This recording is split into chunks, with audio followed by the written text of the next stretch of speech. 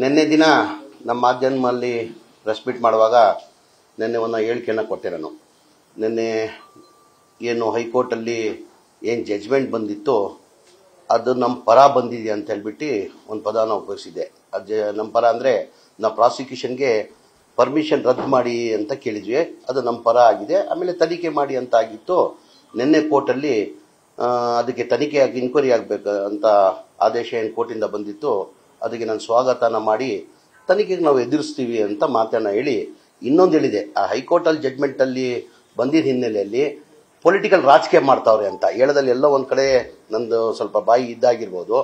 ಅದು ಜಡ್ಜ್ಮೆಂಟೇ political judgment ಅಂತ ಹೇಳೋ ರೀತಿಯಲ್ಲಿ ಬಂದಿದೆ ಅಂತ ಗೊತ್ತಾಯಿತು. ಆ ಹಿನ್ನೆಲೆಯಲ್ಲಿ ಏನಕ್ಕೆ ನ್ಯಾಯಾಲಯ ಬಗ್ಗೆ ನಮಗೆ ಗೌರವ ಇದೆ. ನಾನು ಹೇಳಿದ ಅರ್ಥ ಏನಂದರೆ, ಈ ಏನು ಜಡ್ಜ್ಮೆಂಟ್ ಬಂದಿತ್ತು ಆ ಜಡ್ಜ್ಮೆಂಟು ಪೊಲಿಟಿಕಲ್ ಬೆನಿಫಿಟ್ ತಗೊಳ್ತಾವ್ರೆ, ಪೊಲಿಟಿಕಲ್ ತಗೊಳ್ತಾರ, ಆ ಹಿನ್ನೆಲೆಯಲ್ಲಿ ನಾನು ಹೇಳಿದ್ದೇನೆ.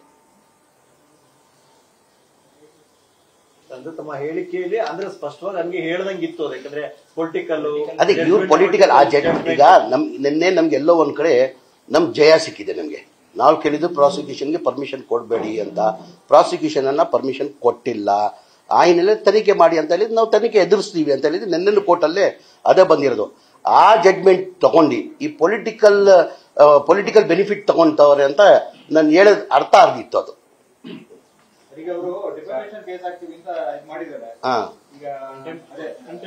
ಈಗ ನಾನು ಆ ಹಿನ್ನೆಲೆ ನ್ಯಾಯಾಲಯ ಬಗ್ಗೆ ನನ್ಗೆ ಗೌರವ ಇದೆ. ನಾನು ಜಡ್ಜ್ಮೆಂಟ್ ಬಗ್ಗೆ ಮಾತಾಡಿಲ್ಲ. ಈ ಜಡ್ಜ್ಮೆಂಟ್ ಏನು ಬಂದಿದೆ ಅದಕ್ಕೆ ಪೊಲಿಟಿಕಲ್ ಲಾಭ ತಗೊಂತವ್ರೆ. ಇನ್ನ ತನಿಖೆ ಆಗಬೇಕು. ತನಿಖೆದಲ್ಲಿ ಯಾರು ಶಾಮೀಲಾಗಿದ್ದಾರೆ ಅಂತೆಲ್ಲ ಗೊತ್ತಾಗ್ಬೇಕು.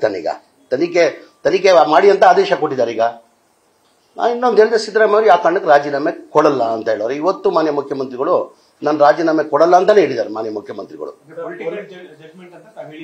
ಪೊಲಿಟಿಕಲ್ ಹೇಳದ ಅರ್ಥ ನಂದು ಏನಿತ್ತಂದ್ರೆ, ಈ ಜಡ್ಜ್ಮೆಂಟ್ ನ ಪೊಲಿಟಿಕಲ್ ಮಾಡ್ತಾವ್ರೆ ಅಂತ ಬಾಯಿ ತಪ್ಪಿ ಅಂತಾನೆ ತಿಳ್ಕೊಳ್ಳಿ ನೀವು. ಬಾಯಿ ತಪ್ಪೇ ಹೇಳಿದೀನಿ ಅಂತ ತಿಳ್ಕೊಳ್ಳಿ.